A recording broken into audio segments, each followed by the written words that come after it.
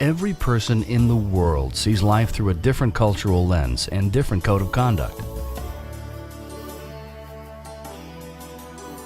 The Earth is like one big house that we all share.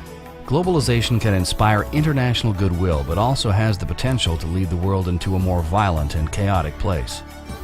It depends on the choices people make. For over 20 years, Intercultural Business Center Incorporated, known as IBC, has trained executives from over 50 countries so they can function in a foreign culture as effectively as they function in their home culture. In 2003, IBC founded Multicultural Playing Field LLC, known simply as MPF, that uses this knowledge to teach children how to live in a multicultural environment. Now more than ever, children are entering a global economy as they grow up. Why not start their training now instead of reprogramming them as adults? Using the Global Education Learning Kit, MPF can train children all over the world to understand each other in order to live in racial and ethnic harmony, handle human-made disasters, and create a more peace-loving and insightful human race. What follows is an account of a workshop held in a New Jersey public school, where 14 students, age 8 through 10, participated in the first 2 steps of the 10 Steps to Reach the Global Village program. They learned about 4 different topics. Number 1, how to work together as a team. Number 2, how large the Earth is. Number 3, the 3 codes of conduct present in all cultures. And number 4, how people from other cultures resolve differences and disputes.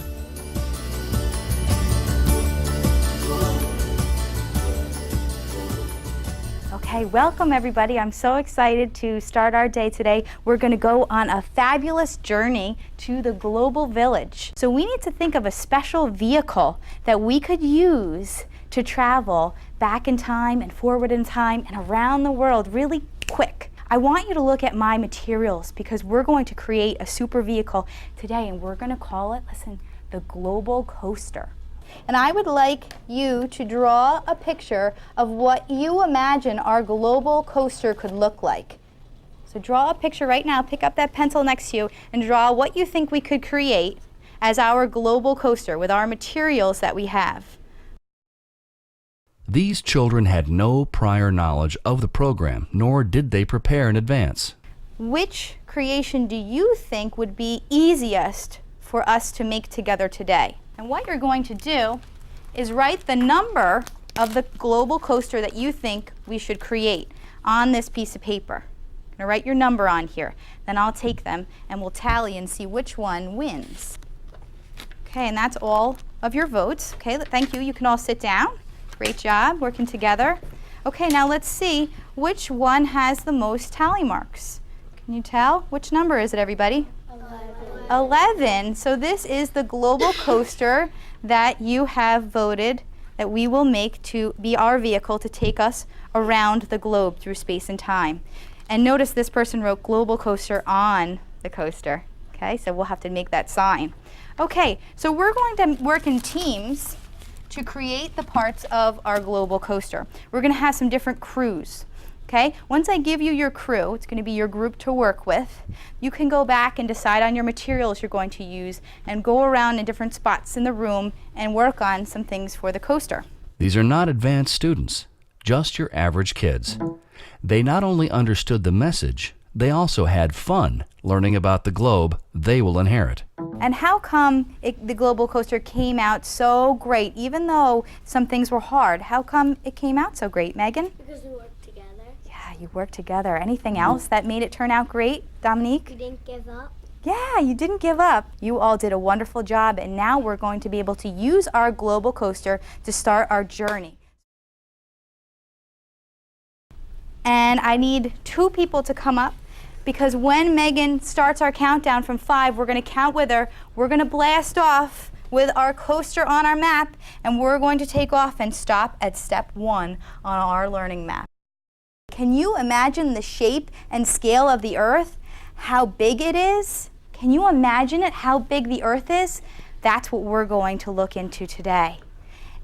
To show you how big the Earth is, we're going to start by learning about a man a long time ago that lived on Earth, and he had the very same question, how big is the Earth? And this man, Eratosthenes, lived in Greece. So what we're going to need to do is to travel across space and back through time to meet this man, Eratosthenes. He had this question, how big is the Earth?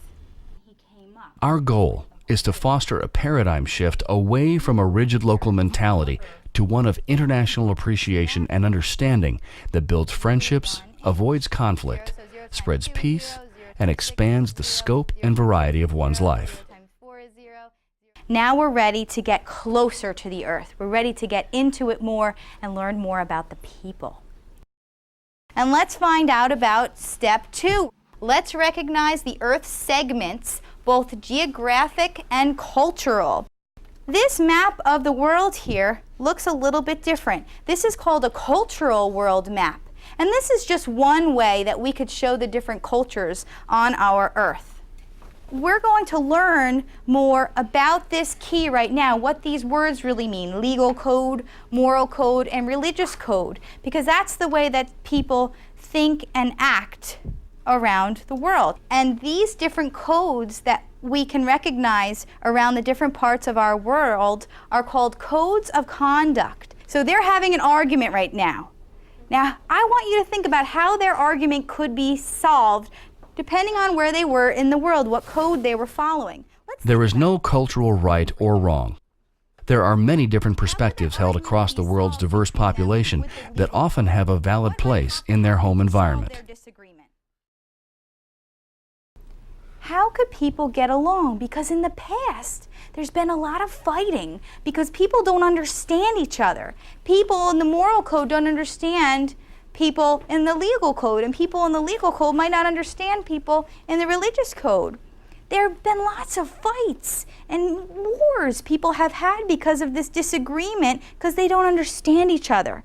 So what could we do to get to our global village and make our global village a peaceful place? Nolan?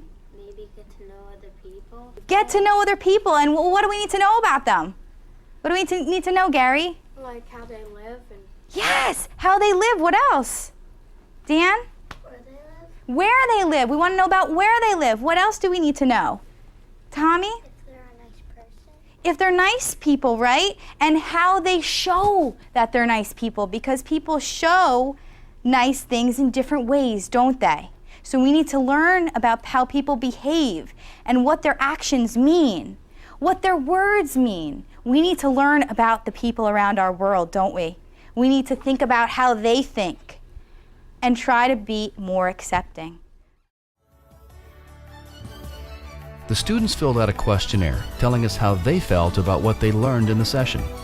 8 out of 14 gave the workshop the highest rating, and none gave a rating lower than 8 on a 10-point scale. The students spontaneously recalled each of the 4 topics as something they liked learning about.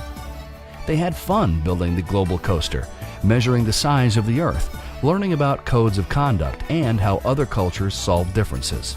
The workshop you have seen today is a beginning, an introduction to all the products and tools available in the Global Education Learning Kit. Training all of our children about globalization at a young age is urgently needed for a peaceful and creative future. Children are not only eager to learn about the world they live in, they enjoy it and want to know more. Why wait?